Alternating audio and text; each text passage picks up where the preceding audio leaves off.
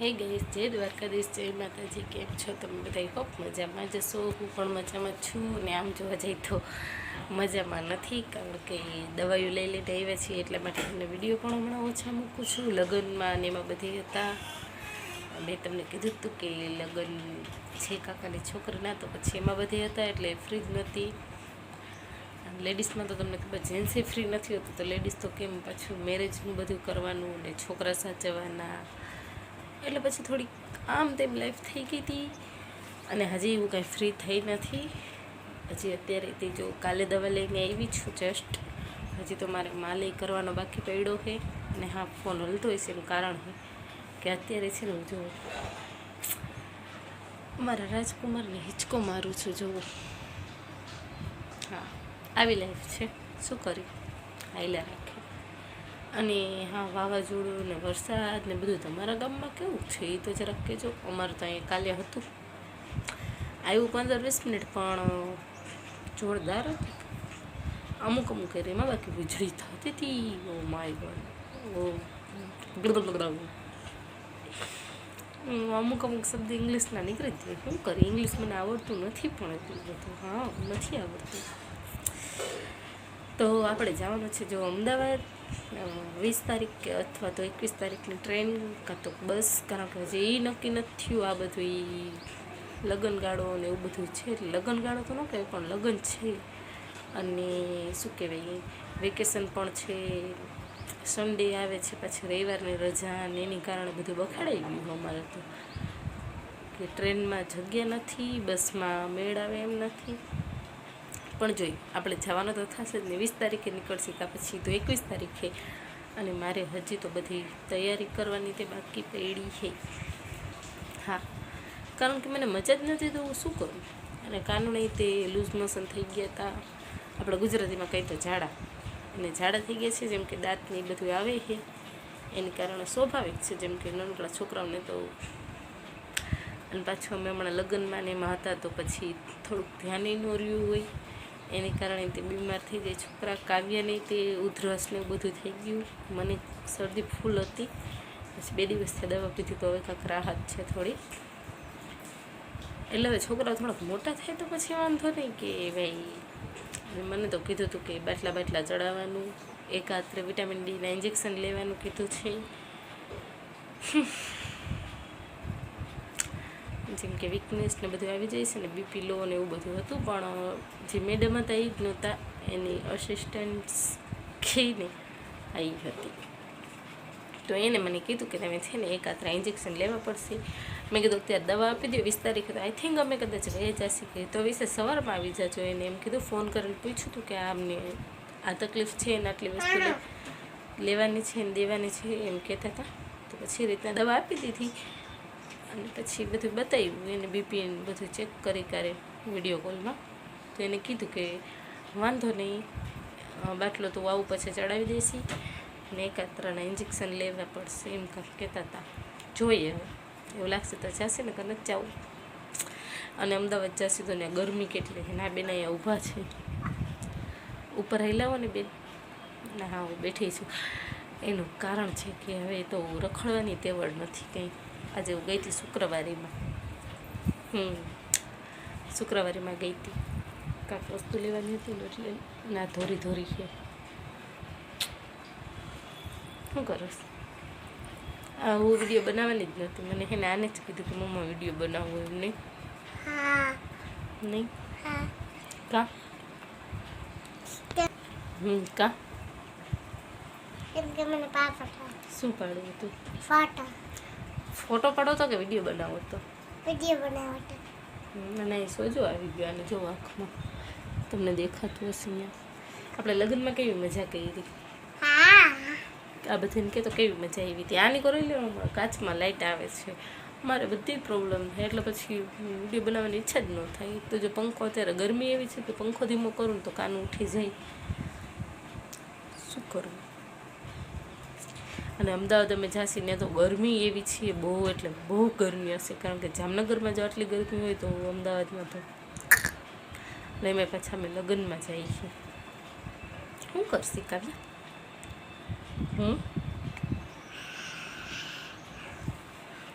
જો આટલી વાર થાય ને તો મારા રાજકુમાર છે ને ઉઠી જાય. હે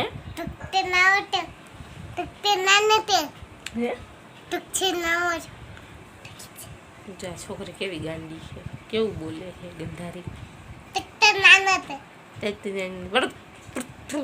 એવું ન કરવાનું. જા છે ને થૂકથી રમે છે, થૂકથી રમે તમે બધા કયો એ ગંધારી છે કાવ્યા. તો એ છે ને એની એક ફ્રેન્ડ બની છે ને તે દૂરને તો બહુ વાયડી થઈ ગઈ છે નહીં.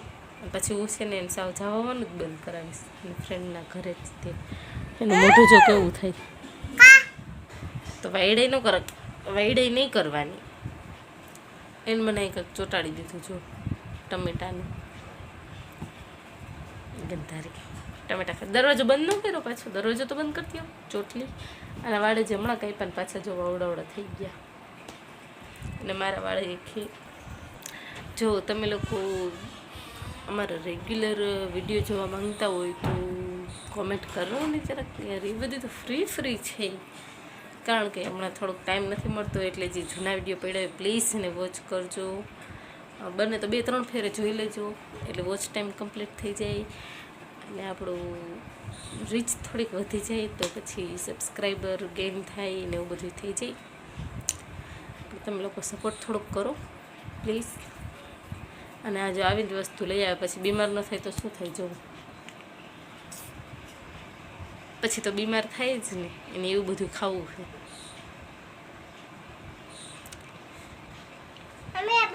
અને મને છે ને મને વિશાલ ઉપર એટલો ગુસ્સો આવે છે ને.